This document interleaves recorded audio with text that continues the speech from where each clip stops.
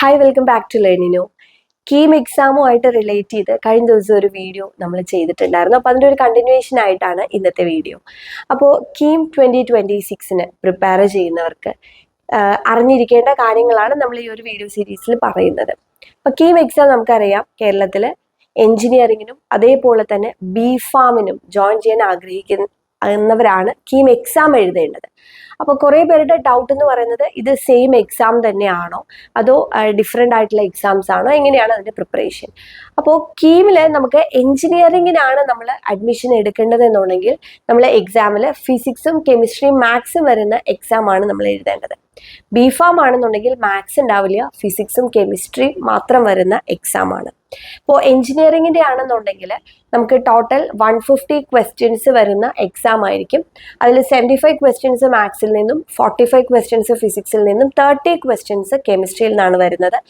ഓരോ ക്വസ്റ്റ്യനും correct ആൻസറിന് 4 മാർക്സും negative ആണെങ്കിൽ 1 മാർക്ക് കുറയുകയും ചെയ്യും. ഓക്കെ, ബി.ഫാമിൻ്റെ കേസ് ആണെങ്കിൽ നമുക്ക് മാത്സ് ഉണ്ടാവില്ല.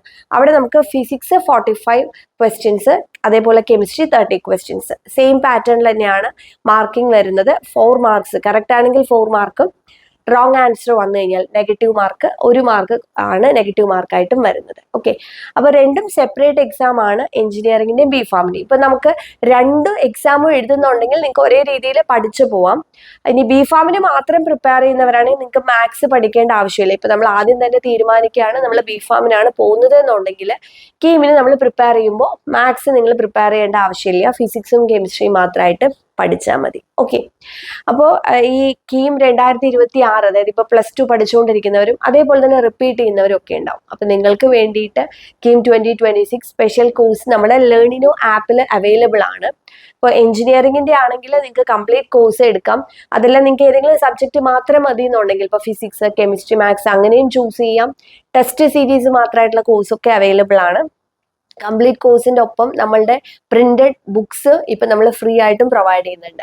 ഇനി ബി.ഫാം മാത്രം എക്സാം എഴുതുന്നവർ, ഇപ്പോൾ കഴിഞ്ഞ ദിവസം നമുക്ക് എൻക്വയറി വന്നിട്ടുണ്ടായിരുന്നു, ബി.ഫാം മാത്രമേ ചെയ്യുന്നുള്ളൂ, അപ്പോൾ എങ്ങനെയാണ് കോഴ്സ് എടുക്കേണ്ടത്? അപ്പോൾ നമ്മൾ ബി.ഫാമിന് വേണ്ടി മാത്രമായിട്ടുള്ള ഒരു കോഴ്സ് നമ്മൾ സെറ്റ് ചെയ്തിട്ടുണ്ട്. അപ്പോൾ അതിൽ മാത്സ് ഉണ്ടാവില്ല, ഫിസിക്സും കെമിസ്ട്രിയും ആയിരിക്കും നിങ്ങൾക്ക് പഠിക്കേണ്ടി വരിക. അപ്പോൾ അത് നമ്മൾ ആ ഒരു കോഴ്സും സെറ്റ് ചെയ്തിട്ടുണ്ട്. സോ കോഴ്സിൽ ജോയിൻ ചെയ്യണം എന്നുണ്ടെങ്കിൽ ലേണിനോ ആപ്പ് ഡൗൺലോഡ് ചെയ്യാം. നിങ്ങൾക്ക് എന്തെങ്കിലും ഡൗട്ട് ഉണ്ടെങ്കിൽ കോൺടാക്ട് ചെയ്യാം. ആ ഡൗട്ട്സ് ക്ലിയർ ചെയ്തതിന് ശേഷം കോഴ്സിൽ ജോയിൻ ചെയ്യാം.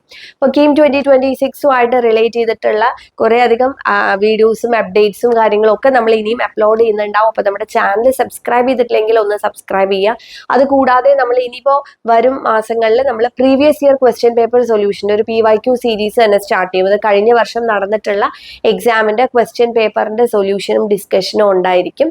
അപ്പോൾ നമ്മുടെ ചാനൽ എന്തായാലും പ്രോപ്പറായിട്ട് കാണുക. നിങ്ങൾക്ക് യൂസ്ഫുൾ ആവുന്ന ഒരുപാട് വീഡിയോസ് നമ്മൾ അപ്ലോഡ് ചെയ്യുന്നതായിരിക്കും. Thank you.